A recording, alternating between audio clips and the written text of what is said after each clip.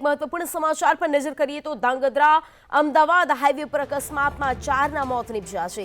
લગ્નમાંથી પરત ફરતી વેળાએ કાર પલટતા 4 લોકોના મોત થયા છે। ગમખ્વાર અકસ્માતમાં પતિ પત્ની સહિત 4ના મોત નીપજ્યા છે। જાદવ સમાજના 2 મહિલા 2 પુરુષના મોત થયા છે। ધાંગધ્રા તાલુકા પોલીસે તાત્કાલિક તપાસ હાથ ધરી છે। વધુ વિગતો સાથે સંવાદદાતા રાકેશ પટેલ ફોન લાઈન પર જોડાઈ ગયા છે। રાજેશ, શું છે વધુ વિગતો?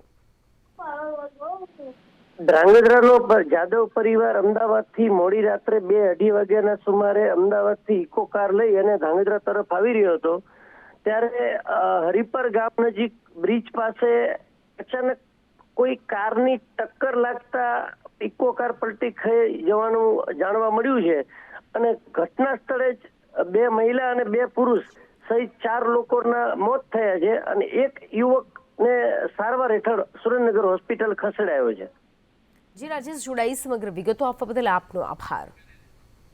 તો ધાંગધ્રા અમદાવાદ હાઈવે પર અકસ્માત થયો જેમાં 4ના કમકમાટી ભર્યા મોત નીપજ્યા છે, જેમાં એક દંપતીનો સમાવેશ થાય છે।